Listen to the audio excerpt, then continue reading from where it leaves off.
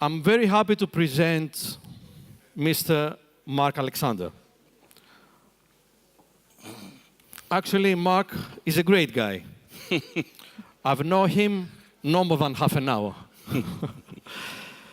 If I had to choose 4 photos that really represent who Mark is, I would go for Yannis Antetokounmpo. Bravo. For Formula One, William Tim. Are you ready for the next one?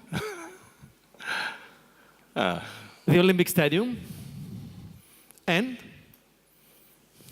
the Shard.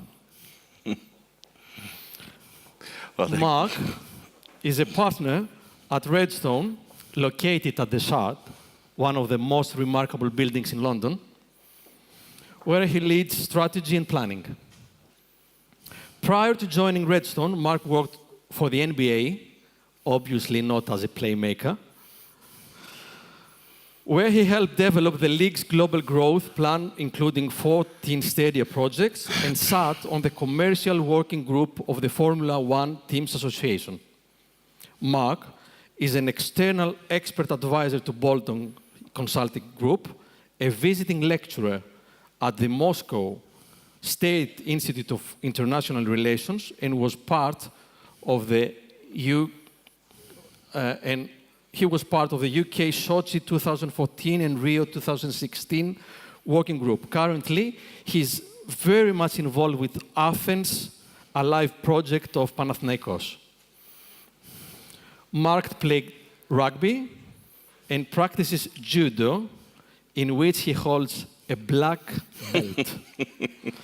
He lives between Milan and London. Mark will speak about Redstone principles for building better cities.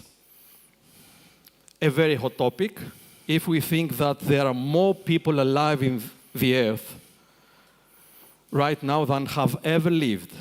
Just think about that for a moment. Agriculture, transport, health, migration, pollution, all are going to have to change if we are to deal with that explosive growth. The black swan linked of them is the climate change. Ladies and gentlemen, the talented Mr. Alexander. Thank you. Thanks for that introduction. I'm really pleased to follow those mayors because that was a great presentation. It's exactly the sorts of things that we think about at Redstone. As you said, I came to my interest in cities came through sports.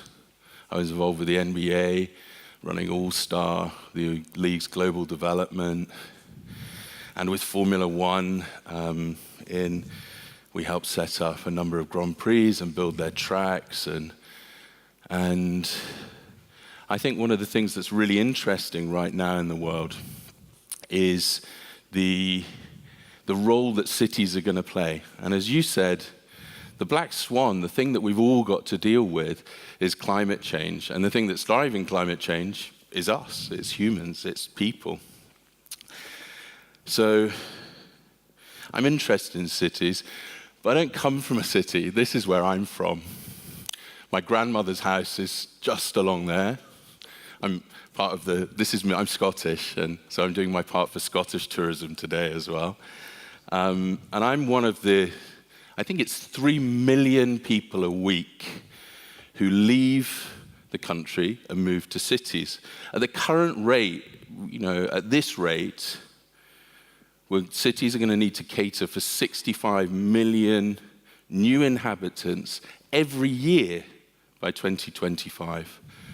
That doubles our urban environment. You think about that, what that really means. It means that there's going to be 3 billion new city dwellers. 3 billion, that's like between a third and a half of the population of the world are going to be living in cities by 2050. So that stick of climate change is a really important one. And cities, I think, if we don't solve the problems that cities face, you can't solve climate change. You literally can't do it. It's impossible. to solve climate change without solving cities. So hearing those mayors talk about green technologies and driverless buses and all those things, it encourages me. Because cities, they account for, I think, just 3% of the world's land area, but something like, don't quote me on this, something like 70% of our, 75%, I got my notes, 75% of our energy consumption and 80% of our greenhouse gas emission. So we have to solve it. It's not an option to just do more of the same. We must deal with this issue that cities present. Now, I love living in the city. I moved from the countryside to the city for a reason. Cities are great. They're democratic, they're sexy, it's where the future is made. If you want to own a little piece of the future, you move to a city. So getting it right is fundamental. It's fundamental to our future as a race. So all the people in the room, when we talk about these little things that, the firefighting that we do every day in our lives, as people involved in real estate, you need to think that what you're doing has a direct impact on that future. It's you, it's us that are going to make that future happen. So,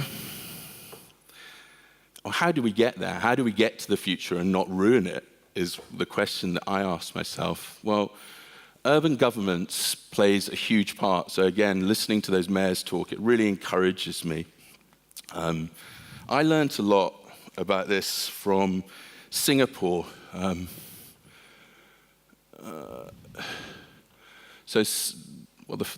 got 3 rules. The first is have a plan. And I learned that in Singapore. I was working with Singapore on the development of Orchard Road, which is the strip along the front where they race Formula One, and helping the Ministry of Trade and Industry develop their Formula One plan.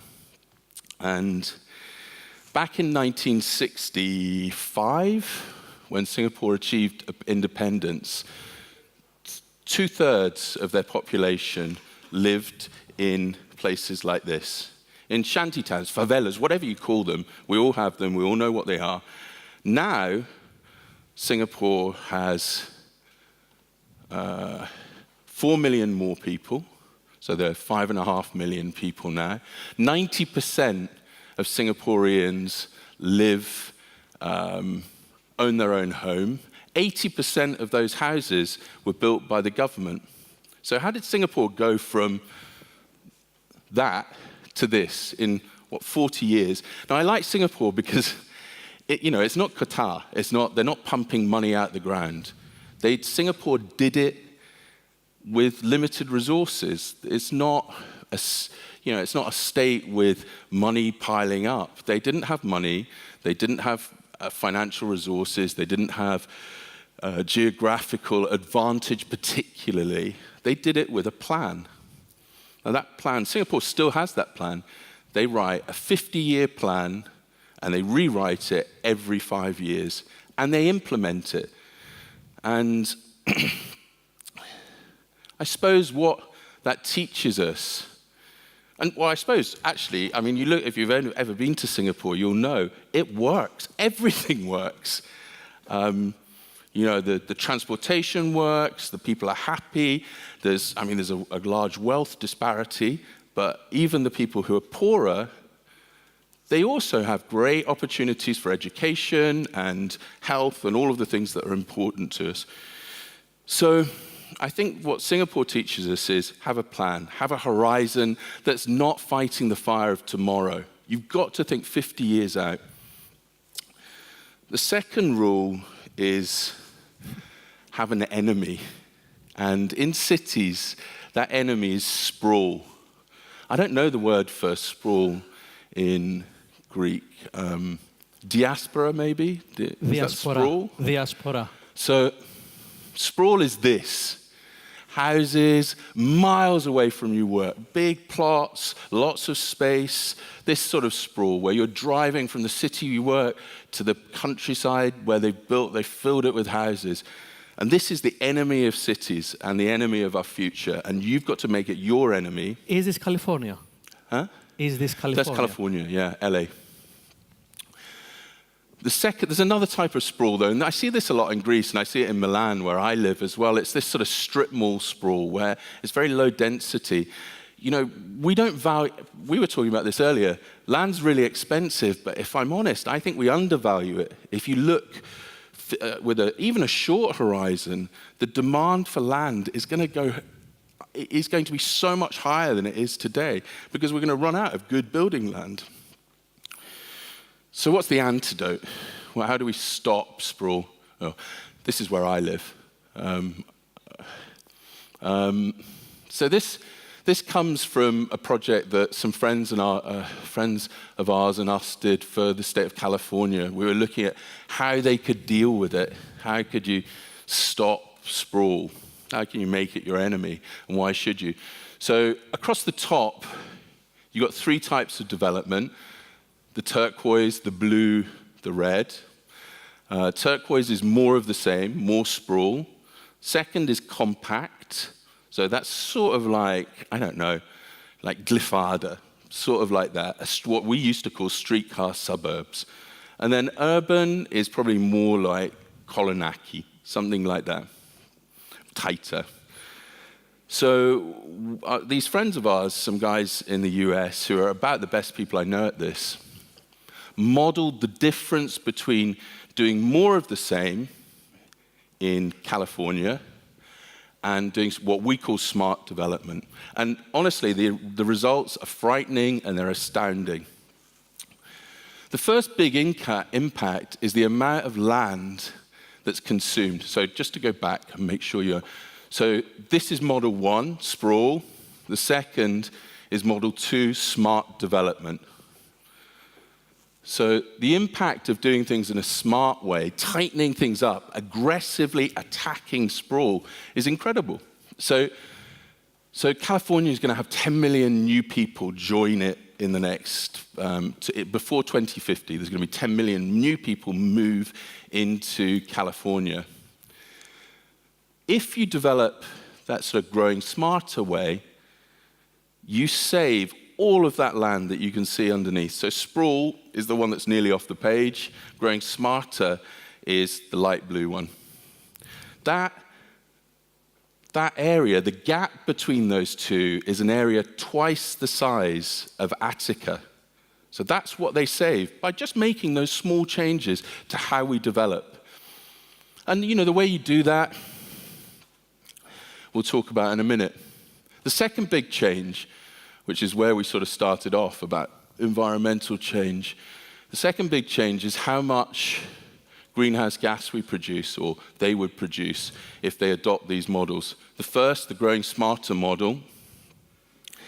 The second, the sprawl model, doing more of the same. Now, the reason for that is that we drive everywhere. The Californians love their cars. They love them more. I worked in Formula One, and they love them more than I do. And they drive everywhere. They drive on average 26,000 miles a year. And so reducing that by putting their working place close, moving the shops closer, so they walk. You make the suburbs walkable. The third big element is vehicle miles traveled. And it's the same thing, but I wanted to say it in a different way. We're all squeezed, right? The middle classes are squeezed famously, and that difference, vehicle miles traveled, is the average mile costs us about $1 or £1 or €1, let's say, per mile you travel. So that difference is worth $10,000 a year to the average car-owning household in California. Now, if we're talking about, making the middle classes feel a little bit bad, you don't need to give them tax cuts. You need to cut sprawl, and there's $10,000 that no one has to cut out. The third is smog. Now, this is a city I lived in for a little while in China, and it's awful. It's horrendous. I left. I couldn't live there. I couldn't bear it, in fact. 6.5% of China is a colossal economy, but 6.5% of its GDP is spent on pollution-related healthcare costs. So you think about that for a moment. It's so much money that we could do other things with. So how do you combat it? You do this. You make things a bit walkable, a bit tighter. You make it feel more like Kolonaki than Glyfada. You make it more like Glyfada than some other suburb that I don't know. And you make the streets, this is something we're doing, you make the streets, these are still accessible to cars. We're not cutting cars out of the mix. We're just making them more orientated towards foot passengers, more orientated towards bikes, more orientated to e-bikes. Same thing. Third, I'm out of time, so I'm going to whiz through this. Third is to go massive on transit. Transit is the way that we fix this, really. For every one of, let's talk about Rio for a moment. I worked with Rio on their Olympics. And Rio is horrible. The traffic is, if you think the traffic's bad here, go to Rio. It's unbelievable. But they're sort of fixing it, and they're doing it in a really smart way, and they're doing it in a way which doesn't cost masses of money. They're using these bus rapid transport, which have their own bus lanes, and that's clever because you already have the roads. You don't need to build a railway. You don't need to knock down a load of houses to build a new line in. You've got the roads. What you're doing is just taking some of the space, often the unused space in the middle, and using them a bit more effectively. So bus rapid transport, I like it. Again, this is a Scottish trait. I've got deep pockets but short arms. It's cheap. You can do it. You can do it tomorrow. You can start, if you plan, I've been involved in enough city planning to know that if you guys start planning for rail now, it'll get done in 20 years, 15 years, maybe? Bus rapid transport, you can start next year. You can plan, you can do it now. So, rule 1, have a plan. Rule 2, make sprawl your enemy. And rule 3 is go massive on transit. So I'm afraid we're about to run out of time. And I do have a good question. That's it. I was finished. Okay, please. Let me come and sit by you. How are you going to build all this plan at the Athens Alive? Because obviously we are in Athens. The audience wants to know, how do you plan the Athens Alive? We're going to build all of this that we can, the thinking behind this, into Athens Alive. So Athens Alive will be sustainable. The buildings and the site itself, the whole site, the buildings that we put on it and the ones that we adopt, will endeavor to make LEED Platinum. I don't know if you use LEED here, LEED. There are some buildings that... it's a green building code, so we'll do that. We'll also, we're going to announce tomorrow, any journalists in the room, don't, this is meant to be embargo, but talk to me later about it. We're going to announce tomorrow a partnership with Poseidon, which is the European Investment Bank's method of capturing micropayments from consumers to offset their carbon cost. Mm-hmm. We're going to be recycling all of the food waste that comes out of Athens Alive, so the hotels, the restaurants, the arenas, the sporting facilities, all of that food waste will be recycled. We're going to have on-site solar. And I suppose most of all is we're going to make it walkable. It's going to look like that stuff that you saw up there. It's not going to be one of those big roads that goes through the middle. You're going to be able to walk from one side to the other, and it's going to feel like a place that you want to walk around. In a human scale, you mean? Yeah, human. I love those buildings, and I know Mr. Calatrava very well, and I love his work. But, they're like spaceships that have landed, and we need to bring it down to a human scale so we can all walk around it and feel that it's home. And the last point, I think, top level things that we'll do is all the offices that we'll build there will have showers so people can cycle to work in this climate and use their bikes, not their cars. Mm-hmm. All right. Thank you very much for being with us.